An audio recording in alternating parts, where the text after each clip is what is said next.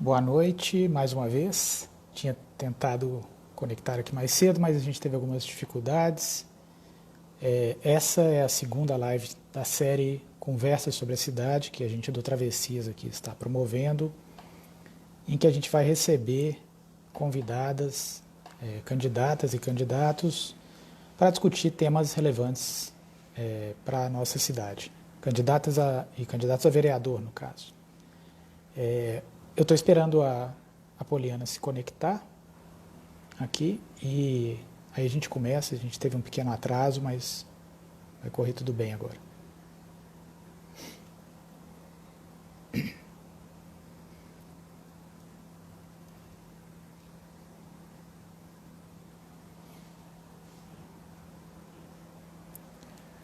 Para quem está chegando, eu vou receber em alguns instantes a Poliana Souza, candidata a vereadora pela Unidade Popular.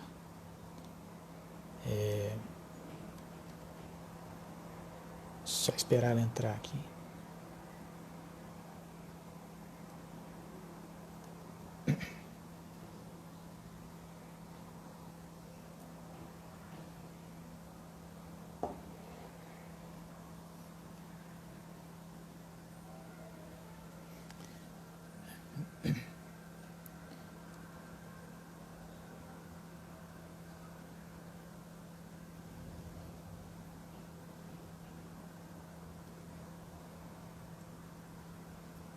Enquanto a gente aguarda, eu vou checar com vocês aí se vocês estão me ouvindo, se está tudo bem, se o áudio está chegando num volume legal.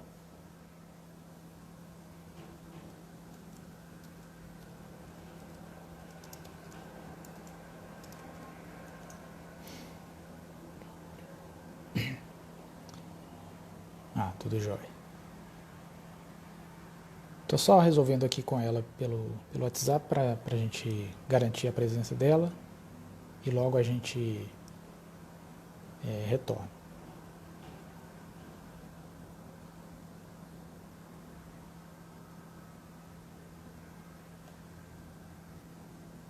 Boa noite a quem vai entrando. Em alguns minutos a gente começa.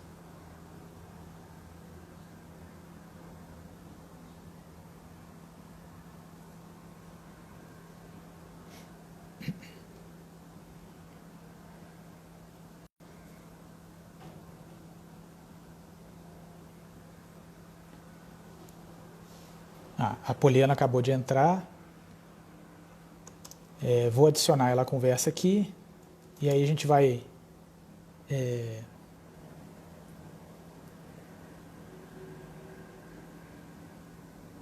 começa nosso papo.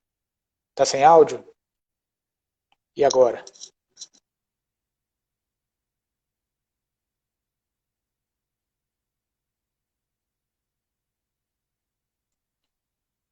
E o áudio está em ordem, pessoal? Só um minuto. Tudo certo então, né? Poliana, eu te convidei aí para entrar para dividir a tela aqui comigo, aí quando você aceitar aí, a gente começa.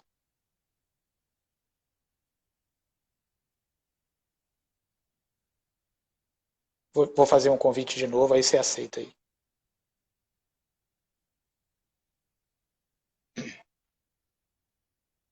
Tudo certinho.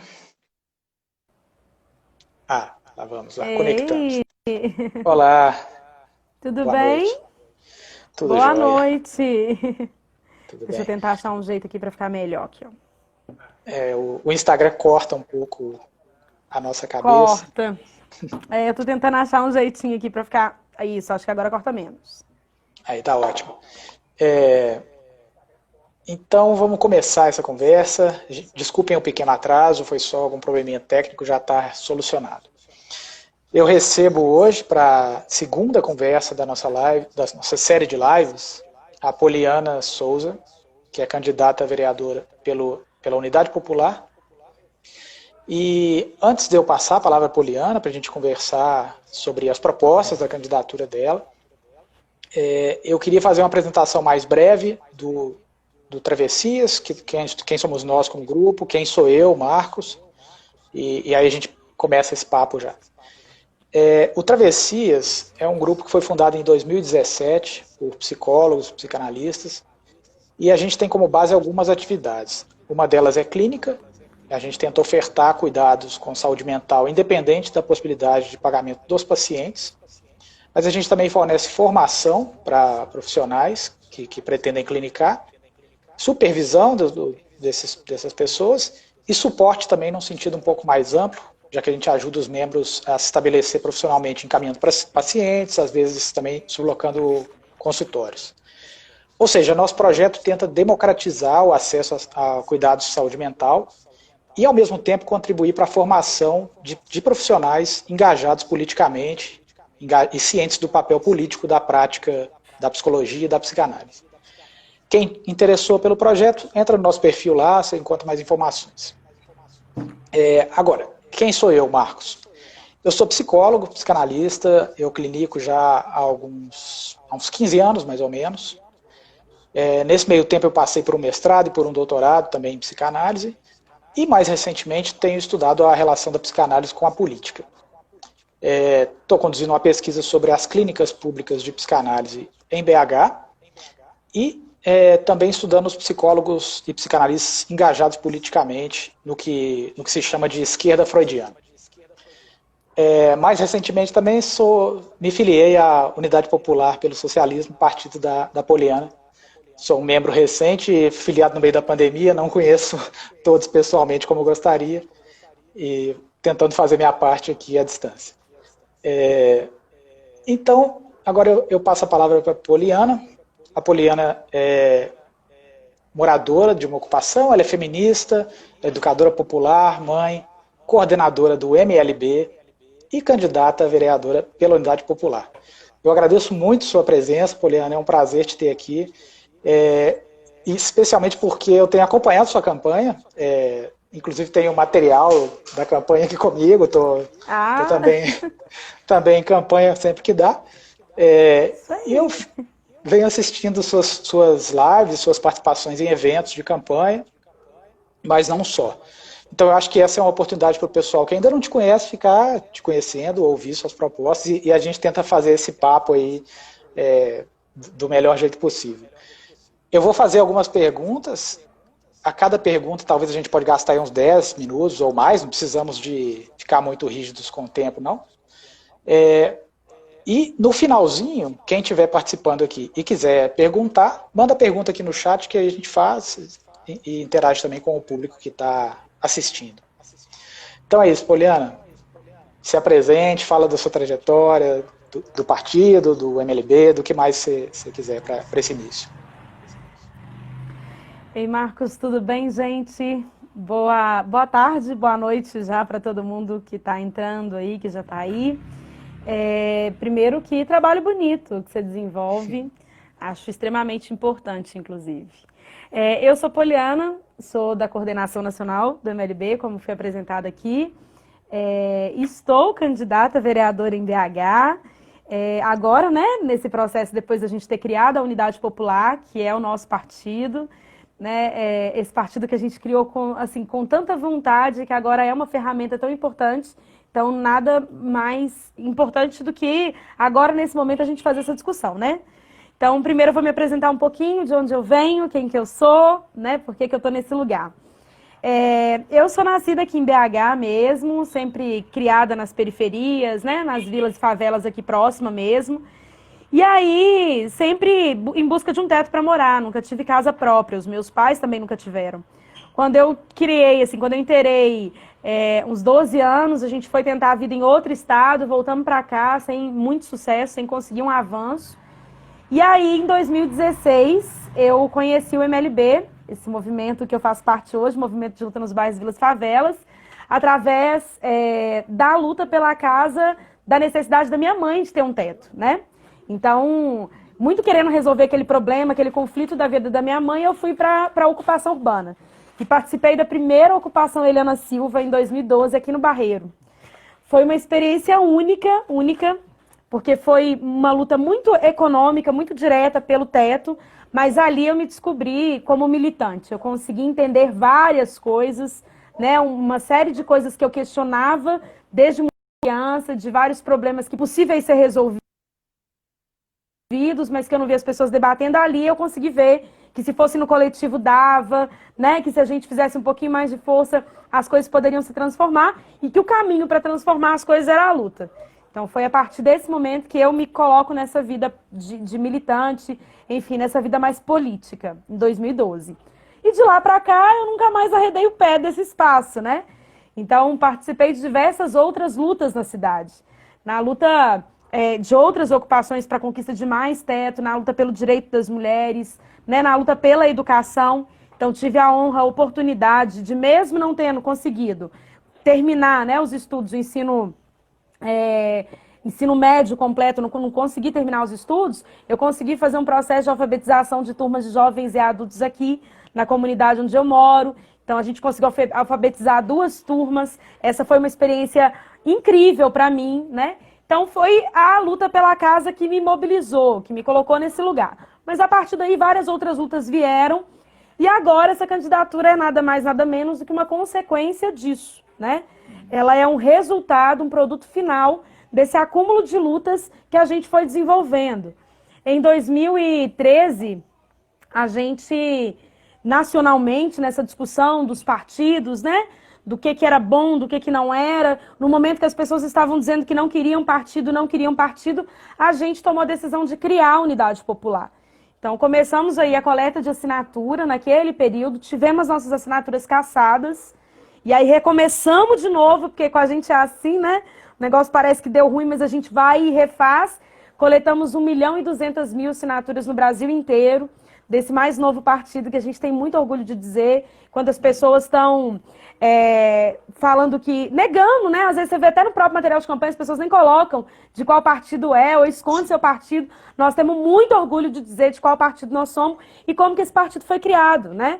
Um partido forjado na luta pelos movimentos sociais e faz parte da minha história, porque, enfim, eu encontro com a militância também na luta pela construção desse partido. Então isso é um pouquinho de mim. Hoje eu estou aqui, sou educadora popular, né? Então continuo nesse processo de educação, muito no meu território, muito naquele sentido de quero aprender a ler para ensinar os meus irmãos, os meus camaradas. Então estou aqui nesse lugar ainda fazendo esse trabalho hoje.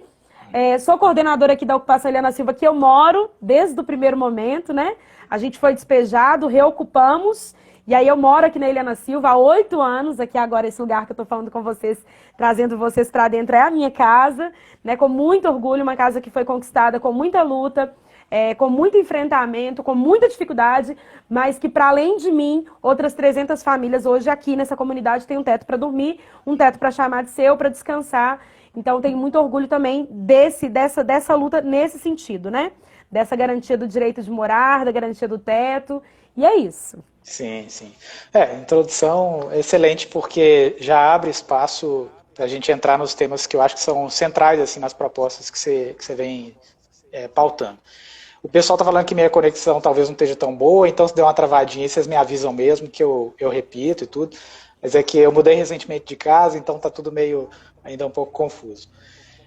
Então, Poliana, na semana passada eu recebi aqui o Gabriel Lopo, e a gente já falou um pouco sobre isso, mas eu acho que dentro do que você vem dizendo, ia ser bom reafirmar, assim, a política não se faz só na eleição, né? Mas, de toda forma, a eleição é um momento interessante para a gente tentar ocupar espaços, né, na Câmara, na Prefeitura, inclusive com a candidatura da Áurea com o Léo, e construir essa cidade, esse projeto de cidade que a gente já luta.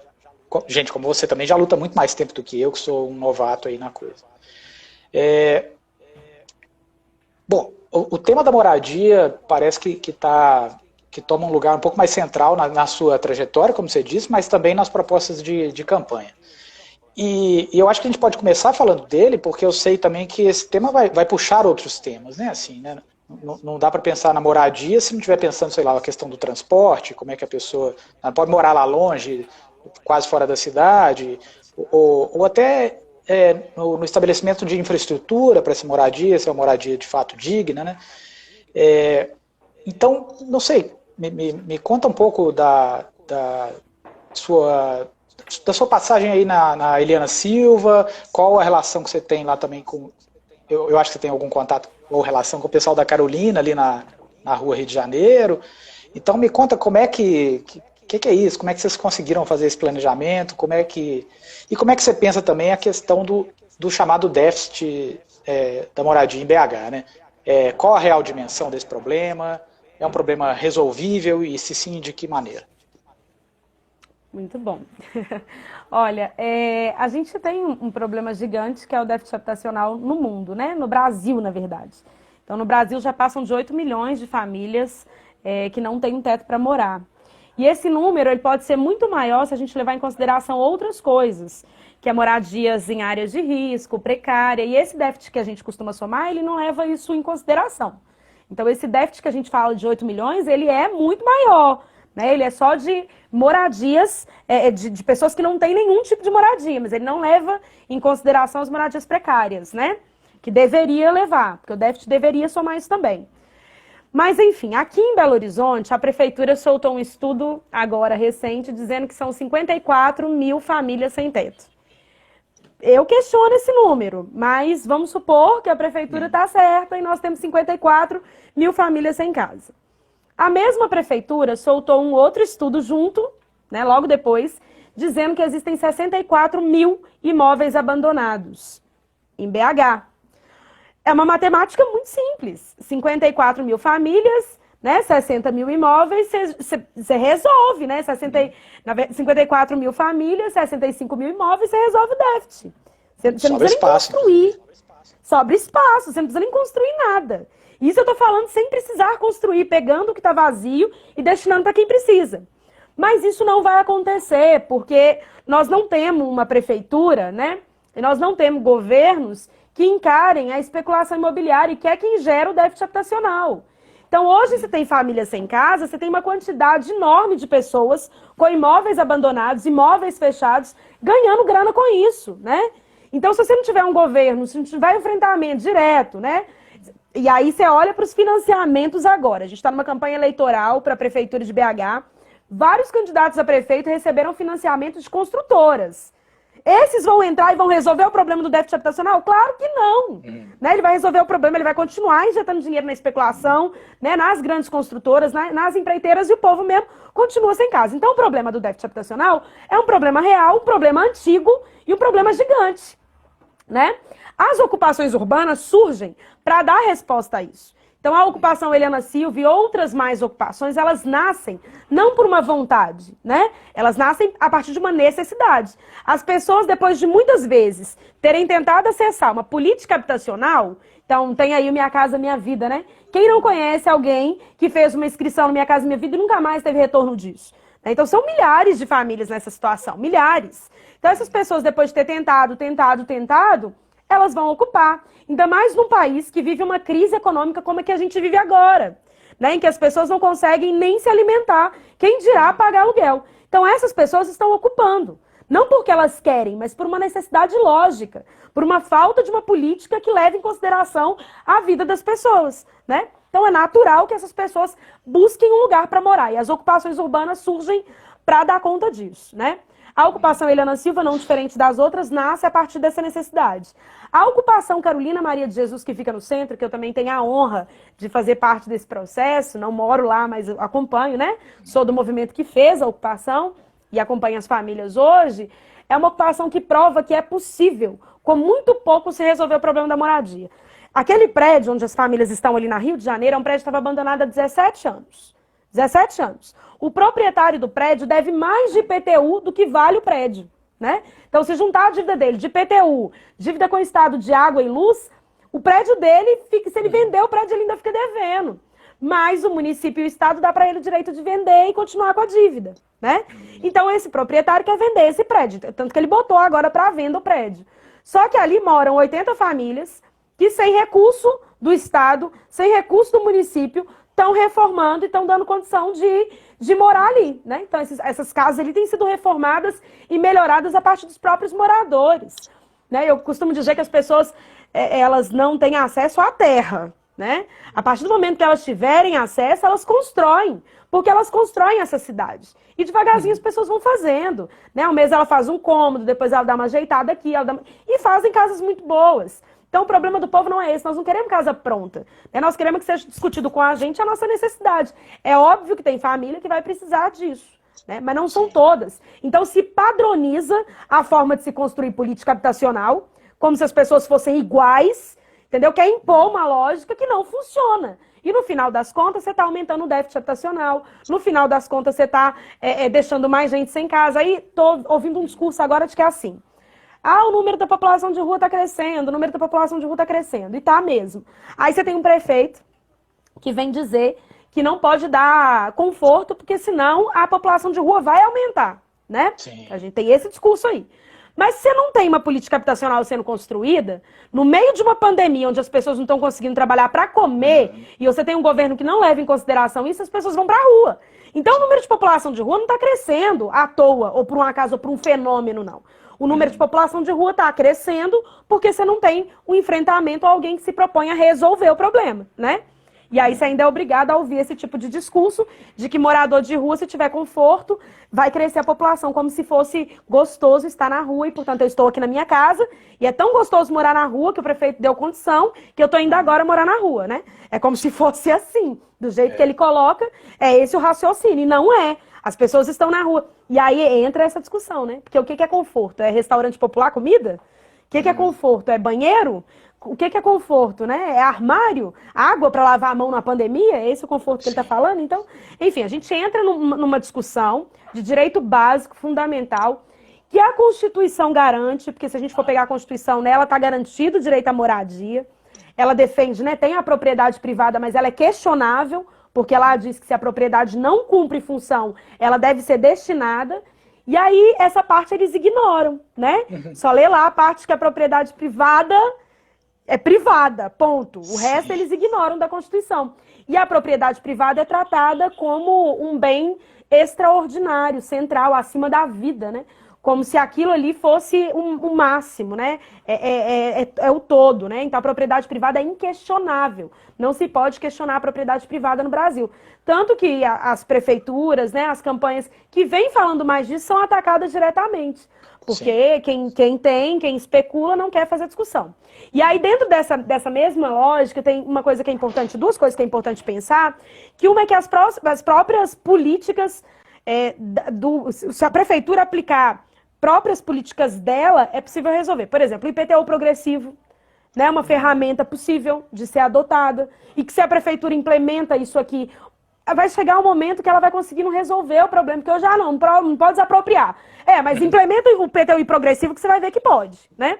Então tem as próprias ferramentas que se a prefeitura começa a implementar, vai resolvendo. O problema do aluguel social, gente. O aluguel, a gente fala de Bolsa Moradia, né? Bolsa Moradia, eu sou contra a Bolsa Moradia bota o povo para morar de aluguel um tempo, depois você corta aquilo ali, a pessoa continua ali, e ela tá dando dinheiro ali para alguém que de alguma maneira também tá ganhando grana em cima dela. Agora, o aluguel social é um negócio que nós precisamos discutir. BH pode ter uma política de aluguel social, né? Não tem, né? Não existe isso. Né? A tese do MLB defende e faz muito esse discurso do que é de fato aluguel social. Países, por exemplo, que são atacados, né, como Cuba, enfim, Venezuela, já implementaram aluguel social. Você vê em Cuba, se eu não me engano, é $1, enfim, lá né, tipo assim, é um negócio menos de R$10 se fosse aqui no Brasil, né? E nós estamos pagando um aluguel aqui caríssimo. Então eu acho que as pessoas deveriam refletir sobre esse tipo de política e começar a questionar e a cobrar mais. E é nesse sentido de questionar que a gente entra. O problema da moradia também não é só de quem não tem casa. Ele é um problema de cidade, de uma cidade que não é planejada, de uma cidade que não é pensada. Então as pessoas falam assim, então você é a candidata das ocupações urbanas, da defesa do teto? Não, eu sou uma candidata para a cidade, para a gente pensar a moradia e o direito à casa na cidade. Pensar o direito à cidade, né? Porque a gente também tem que questionar essa lógica do direito à cidade. Quem é que tem direito ao centro? Eu vejo um monte de gente falando de direito à cidade, mas espera aí, para quem você está falando de direito à cidade?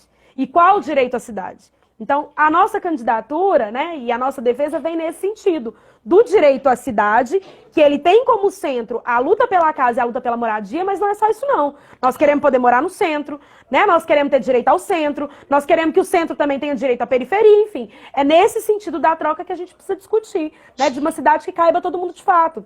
E aí, a outra coisa que eu queria falar que é muito importante sobre isso, é que existe uma discussão que ela... Enfim, que eles implementam, né, o grande, enfim, essa grande mídia, essa coisa suja, essas fake news, vai implementando e isso gruda nas pessoas, que é, defende o sem-teto mesmo, amanhã eles vão estar invadindo seu apartamento. Defende o sem-teto e aquele sítio que você tem lá vai ser ocupado, eu quero ver o que você vai fazer. Ah, defende o sem-teto para você ver que amanhã aquela casa que você tem ali vai ser ocupada. E isso vai ficando na cabeça das pessoas como se fosse uma verdade. Isso não é uma verdade. Sim. Nós não queremos a pequena propriedade, né? O lote, a casa da Dona Maria, o sítio do Sr. José ali, isso não resolve o nosso problema. Nós acabamos de falar que em BH o déficit é de 54 mil famílias. O que resolve o nosso problema é a grande propriedade. Nós não queremos um apartamento, nós queremos o prédio inteiro, né? Sim. Nós estamos discutindo a grande propriedade, não a pequena propriedade. Então, isso é uma ilusão para se dividir, porque aquele que tem um apartamento hoje, ele está mais próximo do que não tem, do que tem aquele prédio inteiro abandonado, né? Então, é uma lógica a gente a se pensar e ver de qual lado da história de fato a gente está. Hoje, quem mais toma casa é o banco. Né? E a gente tem uma galera aí financiando apartamento, né? Investindo ali, compra o seu apartamento, de repente você tem uma crise como essa que a gente tem, você não dá conta de pagar. O banco te toma a sua casa e não quer questionar. Ele não quer discutir se você está numa pandemia, se você está numa crise, se você perdeu o seu emprego, ele te toma. E do banco ninguém fala, né? Então nós estamos tentando discutir isso com a cidade desse jeito mais claro. É óbvio que resolver o problema das ocupações urbanas é urgente, mas nós precisamos resolver o problema como um todo. É um problema de cidade. Né? A nossa cidade, 80% de Belo Horizonte não foi planejada. Nós vivemos numa cidade que 80% dela aconteceu de forma espontânea, sem planejamento. É mais do que óbvio que você precisa organizar, né? Repensar essa cidade, porque ela não cabe todo mundo de fato. Sem dúvida, e esse tipo de luta enfrenta interesses realmente muito fortes, né? Assim, recentemente teve mesmo, acho que foi o Otton ali, né, que foi a leilão, e por 30 milhões, sei lá, e não vendeu, e aí é isso, não vendeu, que pena, então, mas não vamos tomar ele para fazer moradia, não, vamos deixar ele lá encostado, né? Assim, exatamente. Como assim, né? Que um prédio ali no Afonso Pena, ali, tipo, maravilhoso, pronto, esperando para receber gente. Não, e você passa na porta do Otton, as pessoas estão dormindo ali na porta. Debaixo da marquise. Quando você passa ali, e aquele prédio inteiro abandonado, as pessoas dormindo na porta dele. Não tem uma lógica isso. Né? É revoltante. E você tocou num ponto que eu também já te vi falar em outras ocasiões, então, de que esse tema aí da moradia acaba desembocando nesse outro tema que é reforma urbana, né? Assim, como pensar a cidade para todas e todos, de fato, né? E eu te ouvindo agora me recordei de um trecho do manifesto que a UP lançou há um tempo atrás, né, assim, falando um pouco da história de BH, né, que esse tema de expulsar para a periferia já está posto na fundação da cidade, né, assim, uma cidade que antigo. Joga aqueles que a construíram para longe, né? Então acho que é meio que devolver a cidade, não é para a cidade, exato. Não, você chega em algumas vilas ali, por Alto Veracruz, a própria Serra, a história que você escuta de quem está ali há muitos anos, né, no Morro das Pedras, a história que você escuta daquelas famílias que estão ali mais antigas, elas vão te relatar. Elas moram onde era o Córrego do Leitão, né, elas moram ali onde passa a Avenida Afonso Pena, elas moravam ali. Mas uma vontade de se construir um centro ali, você foi expulsando de jeito que você deixou esse povo sem nada, né? Tem uma história que o manifesto traz e que eu acho que todo mundo tem que conhecer, que é a história da Maria Papuda. A história da Maria Papuda é uma história sensacional e ela é tida como um fantasma, né? As pessoas tratam ela como um fantasma, assim, pelo que ela representava. Era uma ex-escrava, uma mulher escravizada já ali morava ali na praça, lá em cima, no alto da Afonso Pena ali, a Praça da Liberdade, ali. E numa vontade deles de construírem o palácio, né, o governo do Juscelino, construir aquele palácio lá gigante, expulsou, né, tirou ela de lá. E depois teve toda uma história em torno daquilo. Então, para poder se implementar a estrutura física do poder, você oprime, você despeja. Então a história de Belo Horizonte, ela é encravada em cima disso, da retirada, né, do jogar para fora. Eu fui ontem, eu fui visitar uma companheira, uma turma lá perto do Quilombo Manzo. Ela é do Quilombo Manzo. E aí ela estava me contando que eles foram apertando o Quilombo de um jeito, de 2012 para cá, despejaram várias famílias, que hoje 11 famílias do Quilombo moram em 350, 360 metros quadrados. 11 famílias de um quilombo, entendeu? Que tinha toda uma área ali de preservação. Foi tão apertada que em 360 metros quadrados, sabe? Então, é nessa cidade que a gente vive. Essa cidade que nos expulsa, que nos exclui, né? E isso vai acontecendo de novo, porque também não para, né? Então, aquele público que era bom para BH há 50 anos atrás também já não é bom mais. Sim. Então, também estão começando a expulsar. Mas aqueles ali ficaram, os bairros, os bairros populares, né? Esses bairros populares também estão sendo empurrados. Porque estão começando a chegar prédios cada vez maiores, né? Então a grana vai empurrando. Então esse povo também está sendo expulso de algum jeito. Qual que é a cidade que nós vamos ter se a gente não fizer uma intervenção daqui 50 anos? Daqui 30 anos? Né? Então quando a gente fala de reforma urbana, é fazer essa intervenção de maneira rápida. Porque senão a gente vai ter duas cidades. Né? A cidade pensada para rico, para quem tem muito dinheiro, e a cidade de quem foi excluído. E essa cidade de quem foi excluído não é uma cidade gostosa. É uma cidade que não tem urbanização, é uma cidade que não tem transporte, uma cidade que não é iluminada, né? Uma cidade que não tem equipamento público, que não tem serviços de saúde, que não tem serviço de educação. Então é uma cidade que, infelizmente, nós não queremos mais. Nós queremos mudar ela, né? Melhorar a forma com que ela é pensada. Sim, sim. Nesse ponto eu estou assim, 100% de acordo, eu estou muito alinhado com o seu pensamento, não tenho nem como interrogar nada aí. Para a gente fazer uma transição de tema, mas que eu acho que são temas também que eles vão estar todos meio interligados. Recentemente eu vi duas visitas suas de campanha, uma que você foi junto com a Áurea, Léo e outras candidatas a vereador no Sofia Feld. E aí eu te vi falando lá um pouco sobre parto humanizado, e logo na sequência eu assisti a sua fala numa reunião na Casa Tina Martins, falando de combate à violência contra a mulher. E aí eu acho que a gente entra num segundo grande tema que você também vem batalhando, que é direitos da mulher, das mulheres, na verdade, no plural, né? Pois queria te ouvir um pouco sobre isso e também, talvez de algum modo, pensar como é que essas duas lutas estão, pela moradia e dos direitos das mulheres, como é que elas conversam, né? Como é que elas são uma espécie de complementares, de alguma maneira. Que legal isso. Eu costumo dizer que eu me descobri feminista, né? Eu tinha muito problema com isso. As pessoas falavam assim, tem uma reunião de mulher. Ai, meu Deus, não quero. Já tinha logo aquela preguiça. Real, quem me conhece sabe que eu não tô mentindo. Então, na hora que falava assim, meu Deus, vamos bater um papo de mulher, eu falava, gente, não, eu já tô aqui fazendo a minha luta, não preciso e tal. Mas você vai se identificando no processo que você vê que o que você faz é uma luta feminista. E que você é uma feminista quando você se coloca no lugar de questionar essa cidade patriarcal. Então isso vai acontecendo de uma forma muito natural, que foi o que aconteceu comigo. Né? Tinha toda aquela série de preconceitos, de meu Deus, eu não vou fazer essas marchas, não sei o quê. E que isso foi sendo quebrado na prática, porque eu fui vendo a necessidade real disso, né?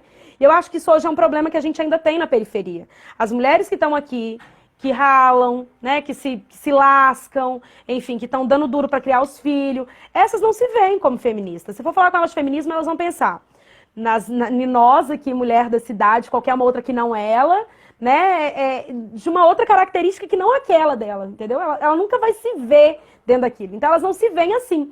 Mas quando você começa a falar com ela o que uma feminista faz e como que ela luta, ela fala, cara, eu sou feminista. Então comigo aconteceu mais ou menos nesse sentido.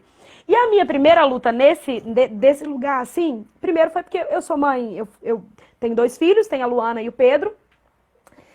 Eu vim para a ocupação com a Luana tinha na época 7 anos, mais ou menos. E aí era eu e ela, né? Então eu tive que fazer todo o enfrentamento de luta com ela, e ser mãe sozinha naquele momento foi muito complicado.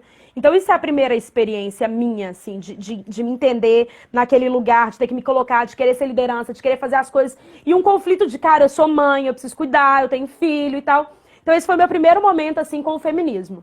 de ouvir de outras mulheres, não, mas você pode, não é um problema, você não tá cozinhando, lavando, porque você tá fazendo a luta que você quer.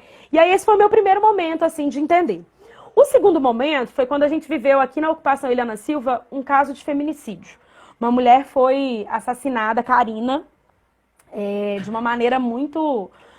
Como são, né, os feminicídios, assim, de uma maneira muito cruel. Ela teve o corpo dilacerado, enfim. Normalmente a gente vê os casos de feminicídio, quando você vai ver como é que foi, porque eles fazem questão de descrever como é que foi, é bárbaro, né? E com a Karina não foi diferente. Então a gente, naquele momento ali, juntou as mulheres da comunidade e decidimos que daquele jeito não dava. A Karina tinha feito 2 denúncias na delegacia de mulheres, e aí a delegacia tinha dito para ela que ela podia voltar para casa, que ia mandar uma medida protetiva para ela, como se medida protetiva salvasse a vida de alguém. E aí, logo depois, a gente fez uma reunião, juntou as mulheres aqui e decidimos, vamos fazer uma ocupação. Vamos ocupar, porque nós queremos casa-abrigo, tem que ter casa-abrigo, e a gente juntou, na época, o Movimento de Mulheres Olga Benário, né, que é um movimento que eu faço parte, inclusive, atuava aqui com a gente, então juntou o MLB e o Olga Benário e a gente ocupou. A gente não teve outra solução. Então, nós picamos o pé ali na porta, no prédio, o antigo prédio da engenharia da UFMG, que fica ali na Guaicurus. Quebramos a corrente, entramos para dentro no 8 de março e pautamos a primeira casa de referência da mulher da América Latina, que é a Casa Tina Martins. Hoje uma casa de referência, abriga várias mulheres, mas a origem dela é nesse sentido. E foi ali o meu segundo momento que aí eu me vi e falei, caralho, o que é isso que a gente fez? E aí a gente começou a receber várias mulheres lá na casa e, nossa, a luta feminista, a luta feminista. Aí foi que eu fui entender. É a luta feminista. Eu vesti a camisa, fiz até uma tatuagem no dia, assim, quando eu falei, cara, eu vou fazer uma tatuagem, porque eu acho que é isso. Mas eu acho que é uma descoberta na vida das mulheres, eu acho que é um processo. E o que a gente tem que fazer é de acelerar esse processo. Porque essa sociedade patriarcal, ela nos mata, né? Ela nos tortura. E ela nos tortura principalmente quando a gente não sabe a opressão que ela causa. E a gente, inclusive, se sente culpada nesse processo, né? Enfim. Então a gente precisa acelerar esse processo das mulheres, de se identificar, para que a gente consiga, de fato, transformar as coisas. A luta pela creche é uma luta muito viva para mim. Aqui na ocupação Eliana Silva foi a nossa primeira construção de alvenaria. Então o primeiro espaço que a gente construiu foi uma creche. O Conselho Tutelar chegou aqui, e sempre pela necessidade. O Conselho Tutelar chegou aqui e falou assim, ó, vocês têm 24 horas para ter um espaço de alvenaria, senão nós vamos levar as crianças embora. Juntou o povo aqui rapidão, levantamos uma creche. Só que aí depois a gente viu que a creche era boa, porque a gente deixava as crianças, fazia uma escala de revezamento entre as mães, e a gente podia fazer as outras coisas da comunidade. Porque até então as mulheres ficavam na cozinha. Quando a gente fez a creche, que a gente começou a se revezar para cuidar, a gente falou, cara, eu posso cuidar da comissão de estrutura, posso cuidar da comissão de segurança, posso cuidar de outras coisas da comunidade, né? Posso sair para fazer negociação. E a gente viu que aquilo era muito bom, então a creche não fechou mais. E essa creche funciona aqui na ocupação Eliana Silva, hoje ela atende em torno de 37 crianças, em tempo integral. E é mais ou menos nesse sentido. Todas essas pautas de mulheres que foram surgindo, foi vindo pela necessidade. Então é a necessidade das mulheres se organizar, né? Você perguntou o que isso tem a ver com a luta da moradia. A luta da moradia, ela é centralmente organizada por mulheres. Raramente você vai me encontrar uma liderança de ocupação homem. Raramente. Assim, eu conheço poucos. Eu falo com o Léo, né, que tá vice da Áurea agora, falo com ele assim, meu filho, você é a exceção da regra. Porque ele é uma das poucas lideranças homens que eu conheço de comunidade, de ocupação. Porque a luta do teto e a luta pelo direito à casa, nesse sistema que a gente vive, ele ainda é colocado como uma responsabilidade da mulher. Porque é para a mulher muito mais tranquilo se viver quando ela tem um teto para botar os filhos. Num processo de separação, quem fica com os filhos é a mulher, quem fica com a casa é o homem. Normalmente é assim que acontece, a propriedade é dele. Né? A única propriedade que é dela é a dos filhos. Então, lutar pelo um teto para a mulher é um momento de liberdade, né? De emancipação. Então, quando ela conquista a casa, ela está se emancipando. Ela está resolvendo parte do problema dela, né? Então, ela vai ter mais condição de cuidar dos filhos, mais condição de trabalhar, ela vai ter mais condição de viver, né? E aí, porque ela tem tranquilidade de um lugar para dormir. Isso transforma a vida das mulheres. Então, a pauta da moradia é uma pauta feminina, com certeza. E a pauta do direito à cidade é uma pauta feminista. Eu tenho dito isso assim, em todos os cantos, gente. Não vai discutir direito à cidade sem discutir mulher, sem discutir feminismo, porque não vai dar certo. Os caras estão discutindo cidade há quantos anos só com homens? Né? Olha essa Câmara. Nós temos uma Câmara de vereadores, 41 vereadores, 41 dos 41 só 4 são mulheres. Vai discutir melhoria para as mulheres quando? né? A cabeça pensa onde o pé pisa. Sabe o que é uma creche? Quem tem filho. E quem tem filho e quem tem responsabilidade com ele somos nós. Veja agora na pandemia. Eu estava vendo uma matéria, se não me engano, foi no estado de Minas que saiu. Ou no Hoje em Dia, acho que foi no Hoje em Dia. A gente nunca teve, há 30 anos, a gente tem agora, nesse momento, o maior pico de mulheres fora do mercado de trabalho. Por quê? Porque as creches estão fechadas, porque durante a pandemia o cuidado com os idosos e com as crianças tem que dobrar. Então essas mulheres estão em casa cuidando dos idosos e das crianças, né? Então a gente vive... É esse lapso, assim. Então se você pensar direito à cidade sem levar isso em consideração, você não vai resolver o problema das mulheres, né? Então não vai ter creche mesmo. As creches... O prefeito passado aí, né? O prefeito Márcio Lacerda criou um projeto de lei e o Calil implementou, que foi o quê? Botar todas as crianças de até 5 anos nas UMEIs. De cara, isso parece lindo. Aí, o que os caras fizeram? Em vez de criar mais UMEIs, de criar mais creches, dividiu o tempo. A criança que ficava o dia inteiro vai ficar meio horário, que é para caber mais criança. Isso não resolve o problema das mulheres, sabe? Então, assim, é porque não é pensado pela gente. É porque não é pensado por quem, de fato, necessita. Eu tô falando, a iluminação pública é importante. Iluminação pública é importante, mas a iluminação pública, ela é, de verdade, na prática, um instrumento para diminuir a violência contra as mulheres. Ela é. Então, a pauta da iluminação pública é uma pauta das mulheres, porque fringe a nossa vida, fringe o nosso direito de viver, né? Ter casa-abriga é importante para uma cidade, mas para a gente é uma questão de sobrevivência, né? Então, quando a gente tem que discutir, quando a gente vai discutir cidade, saúde, quando a gente vai discutir saúde, quando a gente transporte, nós temos que pensar pela lógica das mulheres, porque senão não vai nos caber. Nós vamos continuar sempre fora, né? Sempre só como participante, mas sempre fora do bolo. E aí pra gente não dá mais. Então, por isso, sou uma mulher feminista, hoje já me apresento assim. Acho que esse é um processo, a gente tem que ter muita tranquilidade com as que ainda não se viram desse jeito, né? Mas acho que a gente precisa também acelerar no sentido de trazer essa condição mesmo de se formar para que elas também façam esse enfrentamento. As mulheres falam em sororidade, eu não gosto desse termo, e fala muito em empoderamento, né? Temos que empoderar as mulheres. Eu também não gosto muito, eu não acho que a gente tem que empoderar as mulheres, elas por si só têm essa condição, que a gente precisa fazer é abrir a mente. Acho que o processo da educação popular é mais forte nesse processo que qualquer uma outra coisa, né? Ninguém precisou vir ler comigo um texto, sei lá, da Eliette Safiotti, enfim, não precisou sentar comigo para ler um super livro feminista para fazer eu me entender como feminista, não. Mas precisou de um processo de vida das pessoas dizerem que aquilo ali não era normal e me dar alternativa, né? Me dar a condição de lutar, de fazer enfrentamento. Aí você vai se vendo nesse processo de outras maneiras. E te ouvindo agora, me recordei de uma coisa recente que aconteceu com a Áurea Carolina, que foram interrogar ela, como é que ela ia cuidar da prefeitura se ela tem um filho. E aí ela respondeu, mais ou menos nesse rumo do que você está dizendo, assim, peraí, que negócio é esse, assim, né? Tem alguém perguntando lá, o Calil, cadê filho, cadê neto, né? Então, é bom ter alguém que experimenta essa parte do mundo para poder decidir sobre essas coisas. Eu acho que você é mais ou menos o que você está apontando. E aí me ocorre uma segunda coisa, que é assim, essa eleição agora a vereador, parece que BH é uma das cidades que tem o maior número de candidatos por vaga, né? Assim, por cadeira sendo disputada. São mais ou menos umas 1.500 candidaturas para 41 cadeiras. Né? Então é um número muito grande. Só que dessas 1.500 e alguma coisa, só 494 são de mulheres, ou seja, dá tipo 30 e poucos %.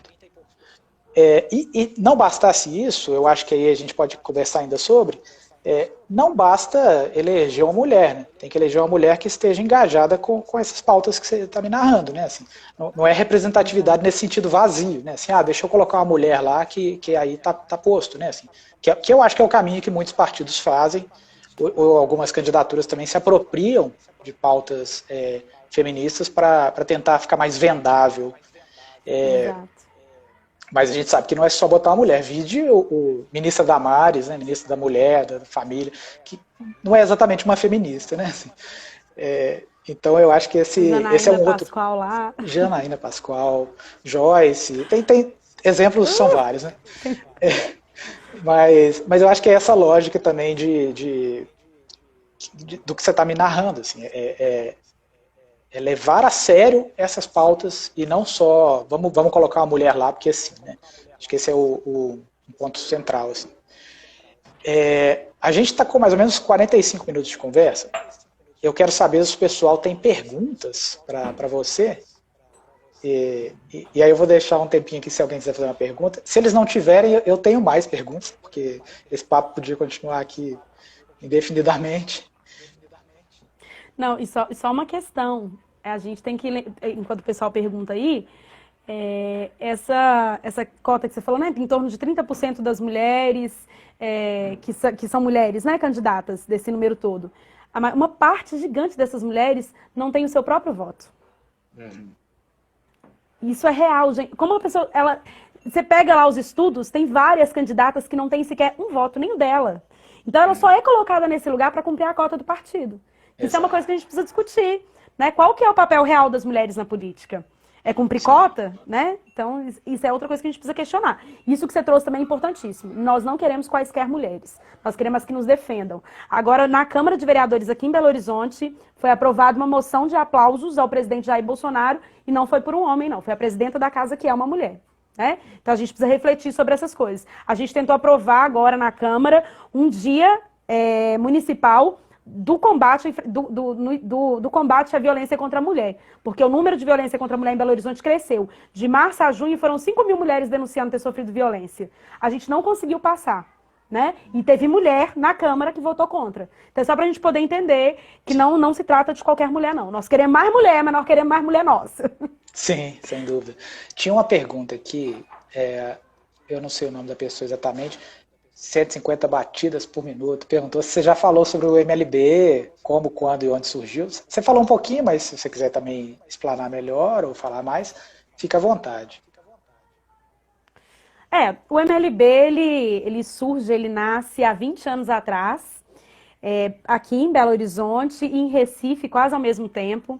A Eliana Silva, que é quem hoje tem o nome à nossa comunidade, é uma das fundadoras do MLB, né? Então, a gente funda o MLB durante o processo da Vila Corumbiara, que é uma vila que hoje já é regularizada, com um bairro, né, na verdade, aqui na região do Barreiro. Então, durante o processo da ocupação da Vila Corumbiara, que é um processo extremamente complexo, difícil, de muita resistência, né, de combatividade, ali a Eliana Silva, junto com mais um grupo, tem essa vontade, esse desejo de construir esse movimento. Então, ele surge dessa maneira. E hoje a MLB é um movimento nacional, a gente atua em mais de 17 estados, né, mais Distrito Federal, e estamos crescendo, acreditamos que o caminho para resolver também é a luta, as ocupações não podem parar, né? E a luta do MLB é pela reforma urbana, o central dela. Então, quando eu falo de todas essas pautas aqui, um vereador não vai resolver isso. Um vereador tem condição de impulsionar. Agora, o movimento social precisa pautar. O problema foi que uma parte dos movimentos sociais, esses últimos anos, pararam de fazer, de questionar e de colocar na ordem do dia pautas tão urgentes. Né? Então, a reforma agrária, que é extremamente necessária, foi deixada de lado durante um período. E a luta da reforma urbana não pode ser também deixada de lado. Acho que o papel do MLB é fundamental nesse próximo período que a gente enfrenta aí.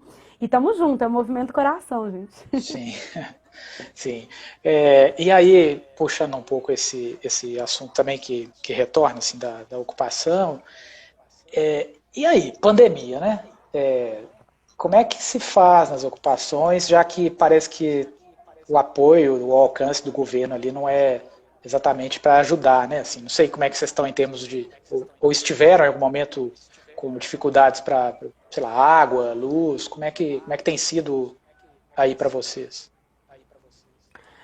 Olha, os problemas sempre existiram. Então, a gente sempre não teve água, sempre faltou comida, as pessoas moram mal, isso sempre foi assim. O que aconteceu, na verdade, foi que a pandemia deixou isso mais evidente. Então, as pessoas descobriram na pandemia que lavar a mão é algo importante. A gente já sabe disso, desde que o mundo é mundo. Mas a gente negou esse direito para uma parte da população. E aí, na pandemia, isso veio à tona. Tem uma parte que não tem água para lavar a mão.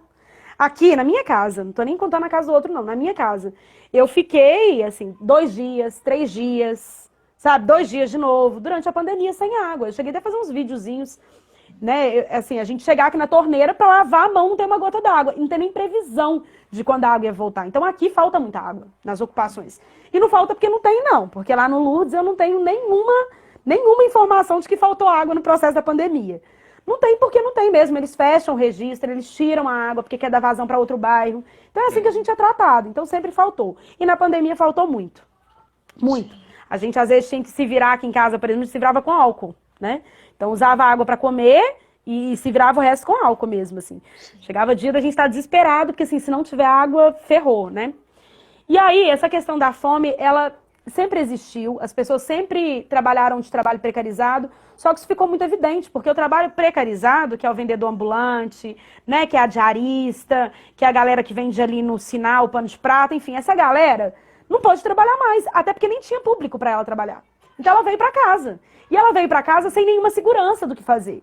E essa galera passou real fome mesmo, assim, eu vou usar a palavra fome, porque as pessoas também precisam entender que aqui em BH as pessoas passam fome. Não é só lá no Jequitinhonha, sabe? Aqui. Então as pessoas passaram fome. E aí o que a gente fez foi falar, olha, não dá para ficar em casa, vamos levar em consideração a ciência, entendeu? Sem desconsiderar nada, botar máscara, usar álcool, vamos pra rua e vamos fazer campanha de solidariedade. Aí a gente fez essa campanha de solidariedade, o MLB, né? Foi uma campanha tocada pelo MLB, não parou, gente. Então a campanha tá até hoje na creche da comunidade, funciona a campanha. Eu não tenho falado muito disso por causa do meu outro processo, né, eleitoral, mas a campanha da Rede Solidária do MLB está acontecendo, está desenvolvendo, entre em contato lá pela página do MLB. Quem não contribuiu pode contribuir, seja ali com um pacote de arroz, seja com uma cesta, ajuda, entendeu? Porque tem gente que não conseguiu voltar, não arrumou emprego, as pessoas estão desempregadas, parece que está tudo resolvido. A pandemia acabou, todo mundo voltou a trabalhar. Não, as pessoas estão desempregadas, elas perderam seus empregos durante a pandemia, então elas estão aqui, né? Então a gente fez, a MLB conseguiu atender mais ou menos umas 6, 7 mil famílias durante esse processo, durante todos os meses. Isso pra gente foi muito importante. Mas a gente tem que dizer que é muito difícil fazer qualquer coisa debaixo de um governo como que a gente tem hoje. Enquanto a gente estava aqui dizendo para as pessoas, não saia de casa, nós vamos conseguir o alimento para você ficar em casa. Não saia, fica porque é importante. Você tem um presidente da República que diz assim, pode sair se é só uma gripezinha. Sabe? Aí é muito difícil você debater e você questionar com isso. As fake news que chegam, tipo, não usa as máscaras que você receber de doação porque vieram da China e estão contaminadas. É esse tipo de coisa. Então acontecia da gente ganhar doação aqui, eu chegar na casa da pessoa e entregar assim, ó, toma uma máscara. Ah, não posso usar porque me falaram que a máscara que veio, que tá chegando aí, é tudo da China e que o povo vai morrer se usar máscara. Então, foi muito complicado, um processo muito difícil. A pandemia não acabou, a gente fala como se fosse uma coisa muito do passado, tá aqui e as pessoas estão vivendo normal. Normal. Sim. Elas estão trabalhando, então, portanto, para elas não faz sentido. Se eu tenho que pegar ônibus lotado para trabalhar, por que eu não posso fazer um churrasco em final de semana? Até porque o churrasco dela é bem menos perigoso do que o ônibus lotado. É Sim. bem menos perigoso do que o shopping que ela tem que trabalhar. Né? Contamina bem menos do que a loja, o supermercado que ela fica o dia inteiro. Né? E muitas das vezes sem nenhum equipamento ali. Então, a gente precisa parar de culpar, porque as pessoas culpam, gente, fica em casa, gente, segura mais um pouco, gente, cuidado com as festinhas. Nós temos que culpar de fato quem é que está fazendo essa política de genocida, sabe? Assassina, criminosa, é esses que a gente tem que culpar, porque o prefeito pode fechar a cidade, acho que abriu na hora errada, cedeu. Entendeu? Cedeu aos grandes empresários, cedeu a quem tem grana, aos lojistas, esqueceu do povo. E quem morre é nós aqui, ó, porque o SUS tá lotado. Entendeu? Ah, não tem hospital de campanha porque não tem demanda. Mas eu conheço um monte de gente aqui que morreu. Entendeu? Morreu de coronavírus. E aí morreu por quê? Morreu porque não teve nem acesso ao teste, porque nem sabia que estava doente. Sim. Então a gente precisa também questionar essa lógica toda, parar de culpar as pessoas e culpar de fato quem é responsável. Sim. Belo Horizonte não fez teste em massa, por que não fez? Pois é, Ó, Poliana, tem uma pessoa que é a Jéssica, que é quem tinha feito essa pergunta sobre o MLB, e ela tem mais questões sobre o MLB. Eu ia te colocar elas todas e discutir, mas a gente já vai quase 55 minutos de conversa. Ela é de Sabará e está querendo saber como participa das reuniões e tudo mais. Não sei se você tem alguma indicação para ela, ou se ela acompanha no perfil do MLB, nas páginas do Facebook. Ela pode anotar meu telefone, mandar mensagem, a gente manda as coisas do MLB. Ó, é 9... Você quer colocar? Eu preciso apertar o chat aqui, eu vou sair da tela, gente. É 991... Pode colocar? Passa para ela no privado, talvez, porque essa live fica gravada, a gente não quer deixar seu mas não tem telefone. problema não. Então fica à vontade. Não tem problema não. Tá público. Eu vou colocar no comentário aqui. Vou pedir alguém que tá assistindo. Deixa eu colocar aqui no comentário. Pera aí, o problema é que eu saio da tela se eu colocar aqui, ó. Sim. Aqui, ó. Vai colocar aqui. Pronto. Joia. Não, então não, era só isso. Então você vai falar com ela diretamente. Pode chamar no privado. A gente está fazendo reuniões de apresentação da MLB. MLB tem atuação em vários lugares aqui em Minas. A gente precisa crescer esse movimento. Então, ó, só chegar, manda contato, a gente vai trocando experiência aí. Sim. E tem o Facebook, Instagram do MLB também, tem muita coisa lá. Joia. Eu teria mais perguntas, mas por razão de tempo, o Instagram encerra com 1 hora, então não posso manter, né? E ele encerra mesmo. Não tem nenhum aviso, não. Mas eu deixo para você, então, um espaço para você dar algum recado final que você queira, contar para a gente sobre a sua campanha. Vocês estão recebendo doações ainda? Como é que está sendo isso? Quem procurar? Onde procurar? Gente, então, o recado final é dizer que... Olha, o Rafael mandou aí o número. É dizer que, assim, olha... Nós estamos nesse processo porque é importante, né? As coisas não vão mudar se a gente não se colocar a fazer mudança. Nós não podemos estar no lugar de só criticar, de só dizer que tá ruim. Eu tô ouvindo muita gente falar assim, mas tá muito ruim, tá tudo perdido, olha o governador, olha o prefeito, olha o presidente, nananã. Tá ruim mesmo, né? Mas a gente pode alterar essa realidade, a gente pode modificar essa realidade. Não tá imposto que tem que ser assim. E outra que se a gente não se coloca para modificar isso, a tendência é que piore. Né? Então, a gente ainda pode ter um cenário pior do que esse. Tem gente que fala assim, é impossível, não é possível. Então, é importante que a gente se coloque, que a gente faça o embate, né? Que a gente se organize. A Unidade Popular é um partido que está chegando agora. Além da minha candidatura, a gente tem mais 7 candidaturas maravilhosas. Então, olha, quero uma candidatura jovem, tem. Quero uma candidatura evangélica de esquerda, tem também. Quero uma candidatura de senhora, tem também. Quero de cultura, tem. Então, vem conhecer as candidaturas da Unidade Popular. Votar no 80 é importante para a gente fortalecer esse novo caminhar, sabe? Isso que está chegando diferente agora. Então, é super importante. Confira aí, né, as páginas da UP, tem Instagram, tem Facebook. Pode entrar em contato se tiver querer saber alguma coisa nova. Filia-se a esse partido, que é um partido nosso. Né? Nós não vamos ver uns capa afiliados a esse partido. Gente de grana, empresário, nós não queremos. Mas se é povo como a gente, só chegar... E é isso, se filia, porque quem vai fazer a modificação, né, da nossa realidade é nós mesmos. A cabeça pensa onde os pés pisam, e eu acredito que quem vai mudar a realidade nossa é a gente. É a partir desse lugar que a gente está, né, nesse nosso lugar de comum aqui. Da minha campanha tá sucesso, tá crescendo, tá bonita. Então, chamar todo mundo para conhecer. Meu número é 80180.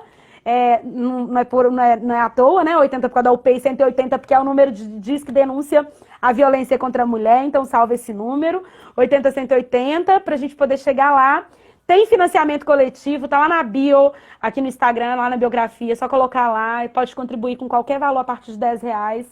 E é importante, gente, porque com essa contribuição a gente está fazendo material para a campanha, né? Então nós não temos aquele fundo milionário que o pessoal tem aí, o que a gente recebeu de fundo partidário é muito pequeno, e a gente, na verdade, fundo eleitoral, porque fundo partidário a gente nem tem. Então, esse fundo eleitoral que a gente recebeu, que é muito pequeno, a gente distribuiu em todas as candidaturas que a gente tem no Brasil inteiro, e foi principalmente para pagar as partes burocráticas que são obrigatórias, né?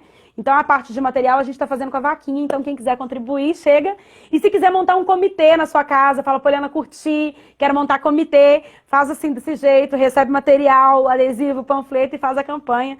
A gente está fazendo essa campanha da multiplicação, porque a gente acredita que é assim que a gente vai chegar junto. Sensacional. Então, para a gente encerrar, de fato, eu agradeço mais uma vez, assim, a conversa foi ótima, foi assim, empolgante. Acho que a gente sai dessa conversa com a vontade de querer fazer coisas acontecerem, então eu espero que o pessoal que tenha acompanhado sinta o mesmo. Essa conversa vai ficar gravada, então quem não pôde acompanhar agora pode ver lá no nosso perfil, a gente depois, logo em seguida, aqui divulga o link ali no Instagram. Muito obrigado, Poliana. Um abraço. Tamo junto. Obrigado você, ó. Beijão, viu? E logo, logo a gente se vê. Vai acabar esse negócio. Vai sim. Tchau, tchau, beijo, pessoal. Gente, pra quem ficou, ó. Muito obrigado a presença de todos e a gente volta em breve.